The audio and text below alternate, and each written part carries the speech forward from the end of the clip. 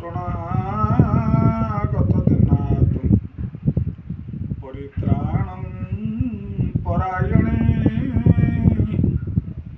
সর্বসাতে হরে দেবী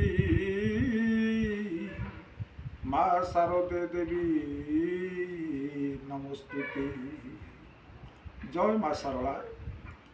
ଆଜିକାର ନୀତିବାଣୀରେ ଆପଣମାନଙ୍କ ପାଇଁ ସୁନ୍ଦର କଥାଟିଏ। ଗୋଟିଏ ଗ୍ରାମରେ ବୁଢ଼ୀଟିଏ ରହୁଥାଏ। ବୁଢ଼ୀଟିର ଇଏ କେହି ନଥାନ୍ତି। ବୁଢ଼ୀଟି ଗାଁ ଗଣ୍ଡାରୁ ମାଗି ଯାଚି ଆଣି ଭଙ୍ଗା କୁଡ଼ିଆରେ ରୋଷେଇବାସ କରି ଖୁସିରେ ରହେ। ବୁଢ଼ୀଟି ପ୍ରତିଦିନ ଗ୍ରାମକୁ ଯିବ, ଭିକ୍ଷା କରିବ।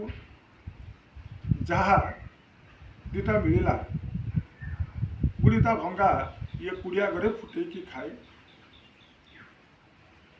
ଦିନେ ହଠାତ୍ ଦେଖିଲା ତା ଲୁଗାଟି ଚିରି ଯାଇଛି। ବୁଢ଼ୀ ଚିନ୍ତା କଲା ଯାଉଛି ଲୁଗାଟାକୁ ଟିକେ ସିଲେଇ କରି କାଲି ରାତି ପାଇଲେ ପୁଣି ତ ଭିକ୍ଷା କରିବାକୁ ଯିବି। ଲୁଗାଟା ଚିରି ଯାଇଛି, ତାକୁ ଟିକେ ସିଲେଇ କରି। ବୁଢ଼ୀଟି ଛୁଞ୍ଚି ସୂତା ଆଣିଲା। ଛୁଞ୍ଚି ଭିତରେ ସୂତାଟାକୁ ବୁଢ଼ୀ ଆଉ ଭର୍ତ୍ତି କରିପାରିଲାନି।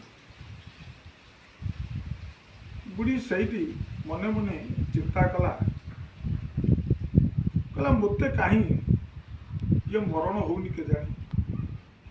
ଆଖିକି ତ ଦେଖାଯାଉନି, ହେ ବଞ୍ଚିକି ଲାଭ କ'ଣ? ବାଡ଼ି ପୋଷା ଜମଟା ସମସ୍ତଙ୍କୁ ନେଉଛି, ହେଲେ ମୋତେ କାହିଁକି ନେଉନି? ବୁଢ଼ୀ ଚିନ୍ତା କରୁ କରୁ ଗୋଟିଏ କାଳିଆ ଭୁଷୁଣ୍ଡା ଲୋକଟିଏ ଆସି ବୁଢ଼ୀ ଆଗରେ ଠିଆ ହେଇଗଲା। ବୁଢ଼ୀ ଦେଖି ତାକୁ ପଚାରିଲା, ଆରେ ବାପା ତମେ କିଏ? ଲୋକଟି କହିଲା, ମୁଁ ହେଉଛି ଯମ। କ'ଣ ପାଇଁ ଆସିଲ? ନା ତମେ ଏଇ କିଛି ସମୟ ପରେ ଇଏ କହିଲେ ଯେ ବାଡ଼ି ପୋଷା ଜମଟା ସମସ୍ତଙ୍କୁ ନେଉଛି, ମୋତେ କାହିଁ ନେଉନି? ମୁଁ ନେବା ପାଇଁ ଆସିଛି। ବୁଢ଼ୀ କହିଲା ଆସିଛୁ, ଭଲ କରିଛୁ, କିନ୍ତୁ ମୋର ଗୋଟେ କାମ କରିଦେଲୁ ଆଗ।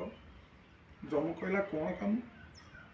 ନା ଇଏ ଛୁଞ୍ଚି ଭିତରେ ଇଏ ସୂତାଟାକୁ ଆଗ ଭର୍ତ୍ତି କରିଦିଏ। ଯମରାଜା ଛୁଞ୍ଚି ଭିତରେ ସୂତାଟାକୁ ଭର୍ତ୍ତି କରିଦେଲା। ବୁଢ଼ୀ କହିଲା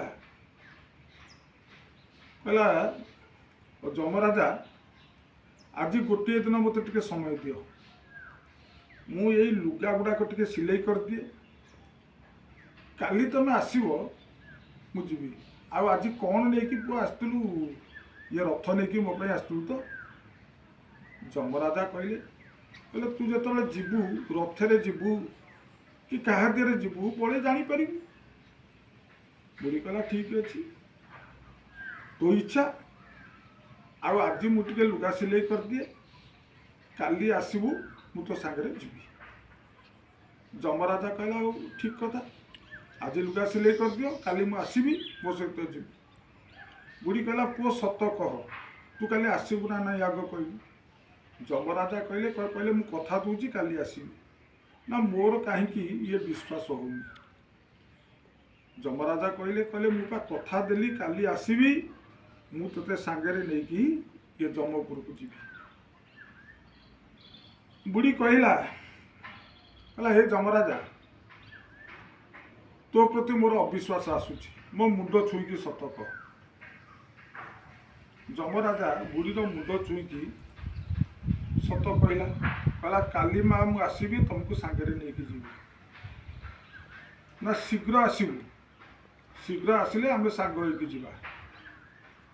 ଯମରାଜା ଖୋଜେ ବାଟ ପଛକୁ ପକେଇଛନ୍ତି। ବୁଢ଼ୀ ଡାକିଲା, କହିଲା ଯମରାଜା ଟିକେ ଶୁଣ, ମୁଁ ତଥାପି ମୋ ମୁଣ୍ଡ ଛୁଇଁକି ତମ ପ୍ରତି ମୋର ଅବିଶ୍ୱାସ ଆସୁଛି। କ'ଣ ପାଇଁ ଅବିଶ୍ୱାସ ଆସୁଛି? ନା କାଲି ତମେ ସତରେ ଆସିବ ନା ନାହିଁ? ନା ମୁଁ ସତ କହୁଛି ଆସିବି। ନା ମୋ କାନ୍ଥରେ ଲେଖିଦେଇ ଯାଅ, କାଲି ମୁଁ ନିଶ୍ଚୟ ଆସିବି। ଯମରାଜା କାନ୍ଥରେ ଲେଖିଦେଲେ କାଲି ମୁଁ ନିଶ୍ଚୟ ଆସିବି।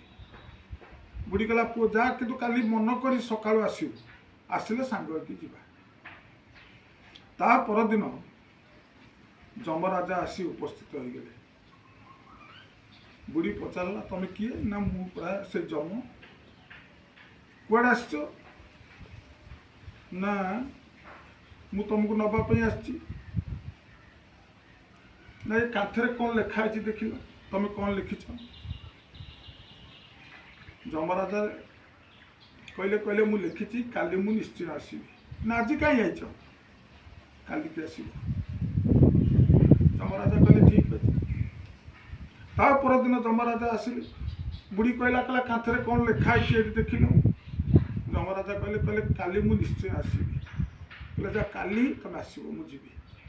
এইଭଳି ଯମରାଜା 3-4 ଥର ଆସି ଶେଷରେ କହିଲେ ଯା ହଉ ବୁଢ଼ୀ ତୁ ହେଉଛୁ ବୁଦ୍ଧିମାନ, ତୋ ବୁଦ୍ଧିକୁ ମୁଁ ଆଜି ତରାକ କଲି। କିନ୍ତୁ ଆଜିକାର ନୀତିବାଣୀରେ ଆମେ ଏହି ଶିକ୍ଷା ଲାଭ କରିବା, ବୁଢ଼ୀଟି ପାଖରେ କିଛି ଜ୍ଞାନ ନଥିଲା, କିନ୍ତୁ ବୁଢ଼ୀ ପାଖରେ ବୁଦ୍ଧି ଥିଲା।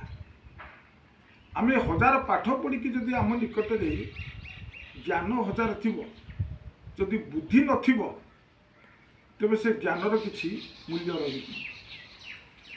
କିନ୍ତୁ ଆମେ ଅଜ୍ଞାନୀ ହେଇଥିବା ସତ, କିନ୍ତୁ ଆମ ନିକଟରେ ଯଦି ବୁଦ୍ଧି ଥବ, ଯେତେ ବଡ଼ ବିପଦ ଆସୁ ଆମେ ମଧ୍ୟ ବି ଉଦ୍ଧାର ହେଇଯିବା। ଆଜିକାର ନୀତିବାଣୀକୁ ଯଦି ଆପଣମାନଙ୍କୁ ଭଲ ଲାଗିଥିବ, ଆପଣ ଲାଇକ୍ କରି ସବସ୍କ୍ରାଇବ୍ କରିଦିଅନ୍ତୁ ଏବଂ ଅନ୍ୟମାନଙ୍କୁ ସେୟାର କରନ୍ତୁ। ସମାଜର ମଙ୍ଗଳ ହେବ।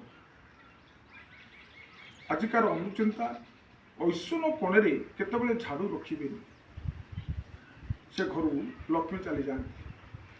ଐଶ୍ୱନ କୋଣରେ କେତେବେଳେ ଝାଡ଼ୁ ରଖିବେନି, ଯଦି ଝାଡ଼ୁ ରଖିବେ ସେ ଘରୁ ଲକ୍ଷ୍ମୀ ଛାଡ଼ି ଚାଲିଯାଆନ୍ତି।